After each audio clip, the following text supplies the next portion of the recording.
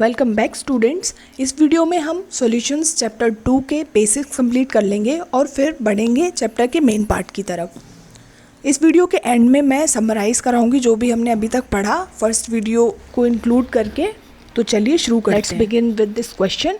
अगर आपने इससे पहली वाली वीडियो नहीं देखी तो उसे ज़रूर देखें पहले, तभी आप ये क्वेश्चन कर पाएंगे। So the question is calculate the mole fraction of ethylene glycol C2H6O2 in a solution containing 20% of C2H2O2 by mass।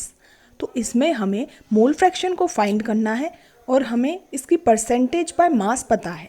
ये एक बहुत ही बेसिक सा क्वेश्चन है और इस टाइप के क्वेश्चन आपको आने ही चाहिए। तो सॉल्यूशन देखते हैं। सबसे पहले हमें इस टाइप के क्वेश्चन में जिसमें हमें मास परसेंट दिया हो, हमें एज्यूम करना पड़ता है कि हमारे पास 100 ग्राम सॉल्यूशन था। इससे हमें ये ईज़ रहती है कि 100 ग्राम सॉल्यूशन है तो जितने परसेंट हमें दिया होगा एक सब्सटेंस, उतना ही अमाउंट हम उसका ग्राम में मान सकते हैं। ऐसा क्यों? क्योंकि परसेंटेज का मतलब ही होता है कि आउट ऑफ 100, यानी 100 में से कितना, जैसे 20% यानी 100 में से 20। अब ये यूनिट कुछ भी हो सकती है, जैसे यहाँ पे ग्राम है तो 100 ग्राम में से 20 ग्राम जो है वो इथाइलिन ग्लाइकोल है। और अगर हम 100 की जगह कुछ और लेंगे तो हमें उसका 20% निकालना होगा और फिर वो होगा हमारा इथाइलिन ग्लाइकोल का मास। तो 100 से काफ़ी ईज रहती है, इसीलिए हम हमेशा 100 से ही स्टार्ट करेंगे। तो हमने एज्यूम किया कि हमारे पास 100 ग्राम एक सॉल्यूशन है और सॉल्यूशन सॉल्वेंट और सॉल्यूट से मिलके बना होता है। इसका मतलब अगर इसमें 20 ग्राम सॉल्यूट है तो 80 ग्राम सॉल्वेंट होगा और सॉल्वेंट है यहाँ पे वाटर। जब क्वेश्चन में बस सॉल्यूशन लिखा हो और सॉल्वेंट कोई स्पेसिफिक ना दिया हो तब हम हमेशा वाटर को ही सॉल्वेंट कंसीडर करते हैं। आगे बढ़ते हैं। तो इस क्वेश्चन में हमें मोल फ्रैक्शन निकालना है और मोल फ्रैक्शन निकालने के लिए सॉल्यूट के मोल जानना बहुत ज़रूरी होता है। मोल्स हम बहुत इजीली निकाल सकते हैं, मास अपॉन मोलर मास से हम मोल्स निकाल लेते हैं और मोलर मास हमें हमेशा पता होता है क्योंकि वो बहुत इजी होता है फाइंड करना। बस हमें मॉलिक्यूलर फार्मूला पता होना चाहिए। ये यहाँ पे इजीली निकाला हुआ है। कार्बन का एटॉमिक मास 12 और 2 है इसलिए इंटू 2 प्लस 1 जो कि हाइड्रोजन का एटॉमिक मास है इंटू 6 क्योंकि 6 है, और ऑक्सीजन का एटॉमिक मास 16 और 2 है इसलिए इंटू 2। टोटल हुआ 62 ग्राम पर मोल। तो मोल्स निकालने के लिए हमारे पास मास भी है और मोलर मास भी, तो हम दोनों को रख देंगे as it is 20 gram upon 62 gram per mole. तो हमें मिलेगा 0.322 मोल सॉल्यूट के यानी इथाइलिन ग्लाइकोल के। और ऐसे ही हमें वाटर के मोल्स भी पता करना है, तो इसका मास अपॉन इसका मोलर मास, इससे हमें 4.444 मोल वाटर के मिल जाएंगे। मोल फ्रैक्शन का फॉर्मूला जैसा कि मैंने पिछली वीडियो में बताया था वो होता है मोल्स ऑफ, जिसके हमें फाइंड करने हैं। यहाँ पे हमें इथाइलिन के का मोल फ्रैक्शन फाइंड करना है, इसलिए हम ऊपर उसके मोल्स लिखेंगे और नीचे हम टोटल मोल्स लिखते हैं, यानी moles of ethylene glycol plus moles of water, यानी सॉल्वेंट और सॉल्यूट दोनों के डिनोमिनेटर में रखे जाते हैं। तो इससे हमारा आंसर आएगा 0.068। तो ये आ गया मोल फ्रैक्शन इथाइलिन ग्लाइकोल का, जो कि हमें फाइंड करना था, यानी हमारा आंसर यही है फाइनल। पर इसमें और एक्स्ट्रा निकाला हुआ है आपको बताने के लिए कि मोल फ्रैक्शन वाटर का अगर हमें निकालना हो तो उसमें हमें कुछ नहीं करना, बस हमें मोल्स न्यूमरेटर में वाटर के रखने हैं और नीचे टोटल मोल्स, डिनोमिनेटर में टोटल मोल्स हमेशा ही रखते हैं। तो इससे हमें 0.932 मोल मिल जाएगा वाटर का। और ये वाटर का मोल फ्रैक्शन निकालने के लिए दूसरा तरीका ये है कि हम 1 में से इथाइलिन ग्लाइकोल के मोल्स को सब्ट्रैक्ट करते हैं। ये इसलिए क्योंकि मोल फ्रैक्शन का सम हमेशा 1 होता है, यानी जितने भी मोल फ्रैक्शन होंगे वो सारे के सारे ऐड होके 1 देंगे, यानी कि 1 में से हम एक को सब्ट्रैक्ट करते हैं तो हमें दूसरा मिल जाएगा। तो आपको समझ आ रहा होगा और बाकी ये सब हम मोल कंसेप्ट में सीखते हैं। वो चैप्टर पढ़ के आपका कंसेप्ट और क्लियर हो जाएगा। अब हमारा नेक्स्ट टॉपिक है मोलैरिटी। मोलैरिटी काफ़ी इम्पॉर्टेंट है क्योंकि ये कंसंट्रेशन को डिनोट करती है। तो आगे चैप्टर्स में हमें कभी कंसंट्रेशन निकालने को आएगा जैसे केमिकल काइनेटिक्स में, तो उसमें हमें मोलैरिटी ही फाइंड करनी होगी। तो ये आप अच्छे से समझ लें, कोई टफ नहीं है। मोलैरिटी बस moles of solute upon volume of solution, यानी 1 लीटर वॉल्यूम में कितने मोल्स हैं सॉल्यूट के। आप सब जानते हैं 1 लीटर वॉल्यूम कितना होता है, तो अपने माइंड में इमेजिन कीजिए कि 1 लीटर आपके पास कोई वॉल्यूम है, उसमें पानी भरा हुआ है और उसमें हमने सॉल्यूट डाला कुछ भी, जैसे कि शुगर डाला, शुगर के पार्टिकल्स, तो वो कितने मोल्स हैं हमें ये निकालना होगा।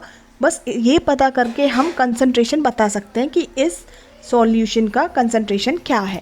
मतलब ये कुछ भी नहीं, बस मेजर है मोल्स का, यानी कितने मोल्स होंगे 1 लीटर में, उसे हम कंसंट्रेशन कहेंगे। जैसे कि यहाँ पे एग्जांपल में दिया हुआ है कि 0.25 मोल पर लीटर का मतलब है NaOH का कंसंट्रेशन अगर 0.25 मोल पर लीटर है तो इसका मतलब हुआ कि हर 1 लीटर में 0.25 मोल है NaOH की। अब आप समझ गए होंगे कि इसमें कुछ भी नहीं है, बस ये एक मेजर है मोल्स का। और इसी के जैसा आता है मोलैलिटी, वो भी सेम है, वो भी measure of moles of solute है, पर उसमें वॉल्यूम की जगह मास लिया जाता है, और मास लिया जाता है सॉल्वेंट का, ना कि सॉल्यूशन का। ये बात आपको बिल्कुल याद रखनी है कि जब मोलैरिटी निकालते हैं मोल्स ऑफ सोल्यूट पर लीटर वॉल्यूम में देखे जाते हैं ऑफ द सॉल्यूशन, जबकि मोलैलिटी के लिए मोल्स ऑफ सॉल्यूशन पर किलोग्राम ऑफ सॉल्वेंट कंसीडर किए जाते हैं। तो चलिए पहले हम ये क्वेश्चन देखते हैं, उसके बाद मोलैलिटी की और बात करेंगे। तो क्वेश्चन है, calculate the molarity of A solution containing 5 gram of NaOH in 450 millilitre solution. तो यहाँ हमें मोलैरिटी निकालनी है, इसका मतलब हमें moles, number of moles of solute निकालने हैं हर 1 लीटर वॉल्यूम के लिए। तो सबसे पहले तो हमें मोल्स निकालने होंगे, टोटल जितने मोल्स हैं अभी इस सॉल्यूशन में सॉल्यूट के। तो मोल्स ऑफ NaOH कैसे निकालेंगे, बहुत ही ईजी है। मोल्स होता है मास अपॉन मोलर मास, तो मास हमें यहाँ पे दिया हुआ है 5 ग्राम, और मोलर मास हमें निकालना आना ही चाहिए। NaOH का होता है 40 ग्राम पर मोल, तो इन दोनों के रेशियो से हमें मिल जाएगा मोल्स ऑफ NaOH। तो हमें टोटल मोल्स यहाँ पे पता चल गए कि अभी हमारे पास कितने मोल्स हैं हमारे सॉल्यूशन में, NaOH के 0.125 मोल्स हैं। पर हमें क्या पता करना है कि 1 लीटर में कितने हैं। यहाँ पे हमें दिए हुए हैं 450 मिलीलीटर, यानी अभी हमारे पास जो मोल्स हैं वो हैं 450 मिलीलीटर के, हमें 1 लीटर के लिए निकालना है। तो इसके लिए हमें सिंपली 450 मिलीलीटर से डिवाइड करना होगा और 1000 से मल्टीप्लाई करना होगा मिलीलीटर को लीटर में कन्वर्ट करने के लिए। और अगर आप इस मेथड से कंफ्यूज हो रहे हैं तो आपको कुछ भी नहीं करना, बस जो फॉर्मूला है moles of solute upon volume of solution in litre, इसमें आप डायरेक्ट सारी वैल्यूज़ रखिए तो आपका आंसर आ जाएगा। पर अगर आप ये समझ के करेंगे तो आपको आगे बहुत ज़्यादा फ़ायदा होगा। अब बात करते हैं मोलैलिटी की। पहले ही मैंने बता दिया आपको कि मोलैरिटी जैसी ही है, ये भी मोल्स ऑफ सोल्यूट का मेजरमेंट है, पर वो 1 लीटर वॉल्यूम के लिए था और ये 1 ग्राम सॉल्वेंट के मास के लिए है।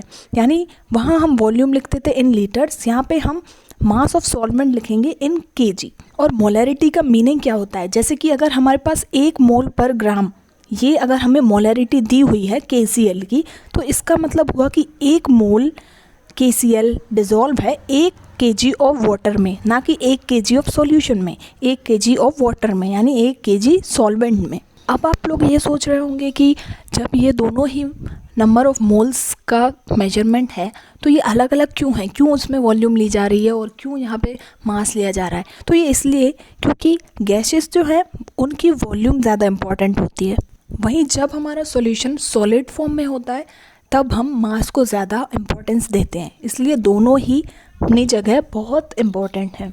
तो अभी तक हमने जो भी पढ़ा, हमने अभी ये क्वांटिटीज़ पढ़ी, जैसे कि mass percentage, ppm, mole fraction, molarity, इन सब की अपनी अलग अलग प्रॉपर्टीज़ हैं, ये सब अलग हैं एक दूसरे से, तो सबका काम है कंसंट्रेशन बताना। एक और बात जो आपको याद रखनी है वो ये है कि mass percentage, ppm, mole fraction और मोलैरिटी, इन सब में हमने मास को इम्पोर्टेंस दिया है, उससे हमने कैलकुलेशन की है, और मास पे कोई इफेक्ट नहीं होता टेम्परेचर का, इसलिए ये चारों क्वांटिटीज़ टेम्परेचर इंडिपेंडेंट हैं। जबकि मोलैरिटी जिसमें हमने वॉल्यूम देखी थी तो वो टेम्परेचर डिपेंडेंट है, क्योंकि गैस एक्सपेंड करती हैं टेम्परेचर बढ़ने पर, या ये कहना ज़्यादा सही रहेगा कि गैसेस की वॉल्यूम चेंज होती है टेम्परेचर चेंज होने पर, और मास अनअफेक्टेड रहता है। मतलब जब हम 2 सॉल्यूशंस को कंपेयर कर रहे हैं, उनके कंसंट्रेशन को कंपेयर कर रहे हैं, तो हमें याद रखना होगा कि अगर मोलैरिटी बेसिस है कंसंट्रेशन को कंपेयर करने का तो टेम्परेचर सेम होना चाहिए, अदरवाइज़ ये कंपैरिजन फेयर नहीं होगा। अब देखते हैं एक क्वेश्चन मोलैरिटी के ऊपर। तो इसमें मोलैरिटी फाइंड करनी है 2.5 gram of ethanoic acid in 75 gram of benzene. तो ये सेम क्वेश्चन है जैसा हमने मोलरिटी के लिए किया था।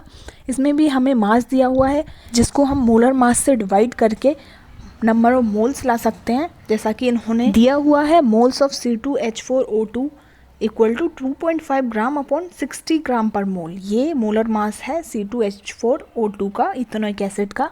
तो मोल्स हमारे पास आ गए 0.0417 मोल। ये मोल्स हैं 75 ग्राम ऑफ बेंजीन में, जबकि हमें 1 kg में निकालना है, इसलिए हम डिवाइड करेंगे 75 ग्राम से और मल्टीप्लाई करेंगे 1000 से। ये इसलिए क्योंकि ग्राम में दिया है और हमें किलोग्राम में चाहिए। इससे हमारा आंसर आ जाएगा 0.556 मोल पर किलोग्राम, यानी हर एक किलोग्राम सॉल्वेंट पर 0.556 मोल ऑफ सॉल्यूट है। आगे बढ़ते हैं इंटेक्स क्वेश्चंस पर।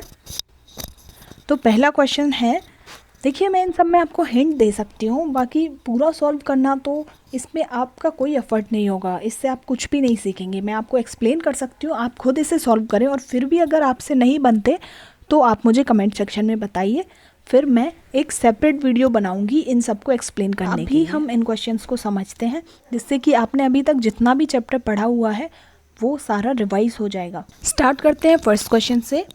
Calculate the mass percentage of benzene C6H6 and carbon tetrachloride CCl4 if 22 gram of benzene is dissolved in 122 gram of carbon tetrachloride।